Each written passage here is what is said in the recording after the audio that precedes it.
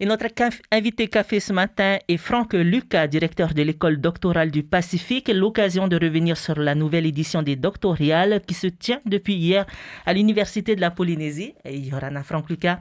Anna. Bienvenue dans nos studios ce matin. Alors, une nouvelle édition des doctorales qui a démarré hier. Comment cet événement a vu le jour? Alors, les doctorales ont vu le jour au milieu des années 1990, autour des années 1995. Et à l'origine, c'était plus un moyen de mettre en contact les doctorants avec le monde de l'entreprise. Et puis, pour réaliser ce contact, d'autres formats se sont développés. Et maintenant, les doctorales sont devenues une véritable conférence scientifique réalisée donc par les jeunes chercheurs qui effectuent leur thèse. Alors, vous êtes le directeur de l'école doctorale du Pacifique. Quelle est votre mission?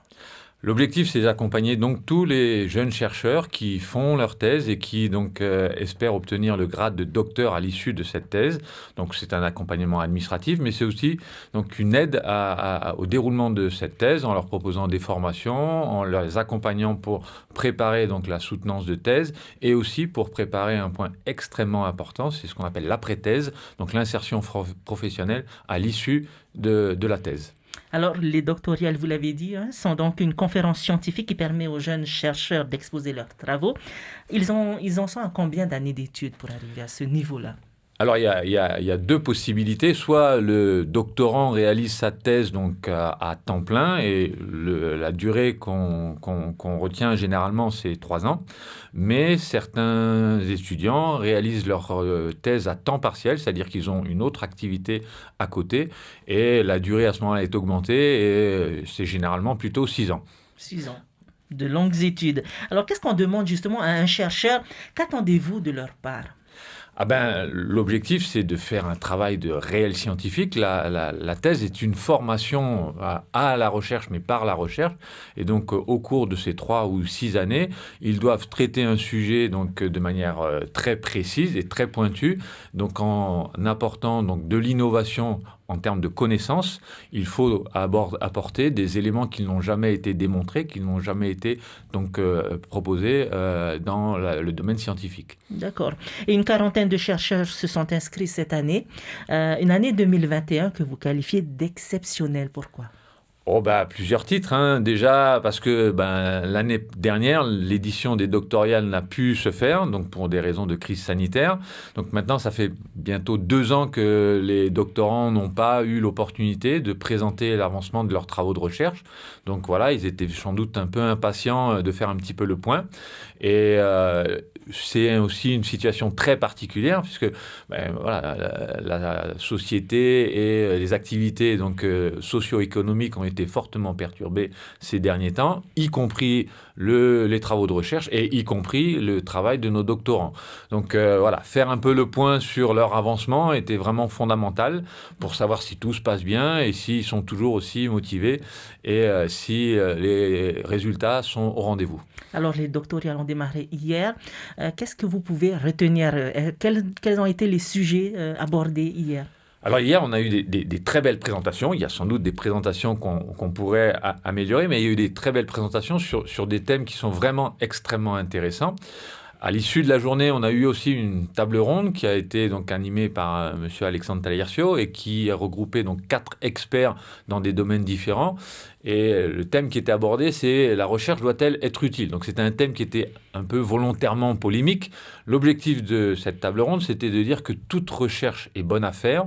Il ne faut pas forcément rechercher l'utilité donc, dans un espace de temps immédiat, parce qu'on peut imaginer que s'il y a 4 ou 5 ans, on avait demandé à des chercheurs de rechercher sur le Covid, ils auraient dit à quoi bon? Alors que maintenant, tout le monde se précipite sur la recherche sur le Covid. Donc voilà, l'idée, c'était de montrer à nos doctorants que leur contribution aura toujours un sens et qu'il ne faut pas donc se limiter dans les domaines de recherche et donc avoir un esprit très libre. D'accord. Alors, les domaines qui sont développés pour cette édition sont très vastes. Hier, par exemple, il y avait au menu une thèse sur la filière du rhum pur Canbio à Tahiti. Il y avait aussi les effets de l'environnement sur la métamorphose des poissons coralliens, le rôle du tourisme dans les économies. Bref, autant de sujets qui touchent notre société. Comment arrivez-vous à juger ces travaux? Alors déjà, c'est une particularité de l'école doctorale du Pacifique, c'est qu'elle est pluridisciplinaire. Souvent, les écoles doctorales dans les grandes universités sont limitées à certains domaines. Donc, compte tenu donc, de la taille de l'université, on traite tous les domaines. Mais ça fait un peu la force et l'intérêt de ces doctorales, c'est qu'on va balayer donc, des domaines extrêmement variés. On va aborder des questions qui relèvent des sciences humaines, qui relèvent des sciences naturelles, des sciences plus formelles. Et donc, tout le monde peut être intéressé donc, par les présentations qui sont faites.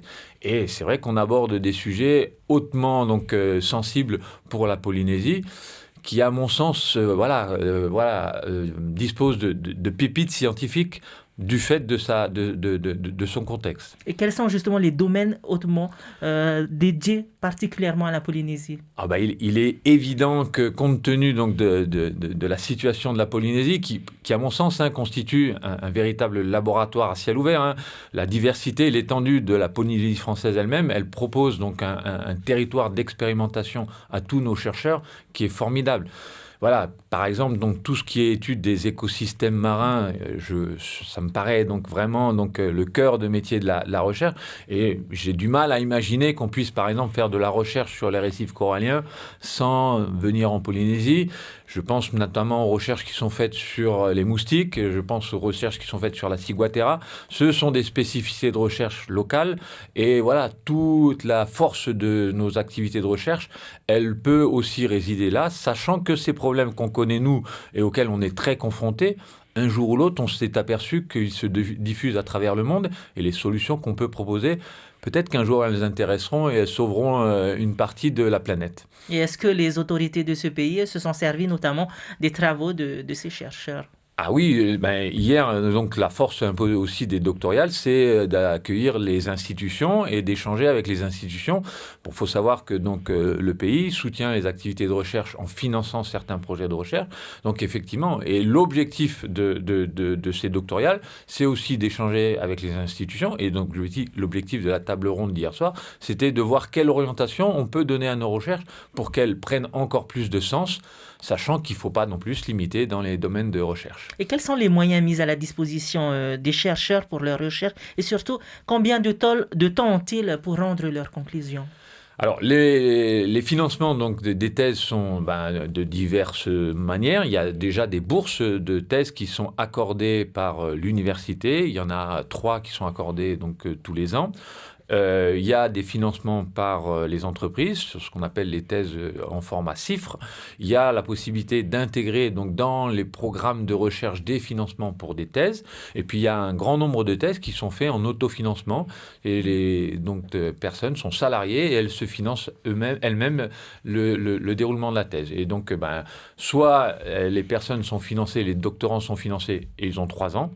Soit ils se financent eux-mêmes et ils ont à ce moment-là 6 ans pour réaliser et soutenir leur thèse. Alors pour cette édition des doctorales 2021, 2 événements complètent le programme. Vous avez parlé tout à l'heure de la table ronde, mais il y a également un invité de marque qui interviendra aujourd'hui. Alors effectivement, donc je suis très très heureux d'accueillir donc ce matin vers 11h M. Richard Bellé, donc qui est président et directeur général de Beachcomber Pacific. Donc, qui va réaliser une conférence plénière dont le titre est donc la science au service d'un tourisme éco-responsable, une problématique éminemment importante donc en Polynésie et en ce moment.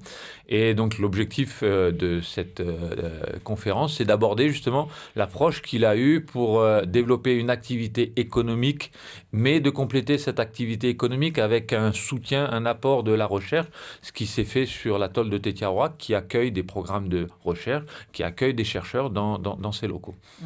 Alors chaque année, les doctorales, c'est bien, c'est un endroit où les chercheurs peuvent exposer leurs travaux, mais il y a également un jury qui les note. Alors que gagne-t-il en fait ? Alors, il y a des prix qui sont attribués par des entreprises partenaires qui soutiennent donc la recherche développée en Polynésie. Donc, il y a un prix de la meilleure présentation orale qui concerne les doctorants qui sont en thèse depuis plus de 2 ans. Il y a un prix du meilleur poster qui concerne donc les doctorants qui sont en première année de thèse. Et puis, il y a un 3e prix qui est attribué pour la thèse qui porte le meilleur potentiel de valorisation, soit scientifique, économique ou culturel. Durant toutes ces années, y a-t-il des thèmes qui ont particulièrement attiré votre attention ? Oh ben oui, clairement, mais c'est lié donc au cœur de recherche qui s'est développé ici. Tout ce qui est la surveillance des écosystèmes marins est vraiment importante. J'ai cité tout à l'heure le problème de la ciguatera et la lutte anti-moustique qui s'est développée. C'est des éléments qui sont pour nous donc au cœur de nos problématiques. Mais moi, je suis convaincu que tous ces éléments-là intéressent le reste de la planète, puisqu'on l'a vu, donc les changements climatiques bouleversent les problématiques et les déplacent. Et donc, on a connu donc le moustique Aedes ici, il s'est déplacé en France et voilà, les problématiques se sont déplacées avec le moustique. Donc, il ne faut pas donc imaginer que ce que l'on fait nous ici restera ici, ça va servir à beaucoup d'autres domaines d'application. Alors aujourd'hui, dernière journée pour ces doctorales 2021. Qu'avons-nous au menu? Des séances qui peuvent être, où le public peut venir. Qu'est-ce qu'on a au menu aujourd'hui, Franck? Alors, les doctorales sont ouvertes au public. Tout le monde est convié. Elles se déroulent donc à l'UPF, dans l'amphi A3. Elles sont aussi disponibles sur le site web de l'UPF en live. Et donc aujourd'hui, on va avoir des présentations donc orales de 15 minutes pour les doctorants qui sont à des thèses 2 ou supérieures. On va avoir aussi donc la visite des posters de tous les doctorants qui sont en première année et donc le jury va juger ces posters et attribuer le prix donc du meilleur poster. Donc il y a donc la conférence plénière de Monsieur Bellé en fin de matinée et en fin d'après-midi, on va donc faire l'attribution des prix. Et bien évidemment, on terminera par un cocktail. On arrive au terme de cet échange. Merci beaucoup, Franck Lucas, pour toutes ces informations intéressantes. Et on espère que ça suscitera des vocations parmi nos auditeurs. On retiendra tout de même que les doctorales sont un exercice indispensable pour les doctorants avant la soutenance de thèse et leur intronisation au grade de docteur. Pour cette édition 2021, une quarantaine de chercheurs y participent, un événement auquel le public pourra également participer. Et ça se passe du côté de l'université de Utumauro. Et ce sera le mot de la fin. Merci beaucoup à vous de nous avoir suivis.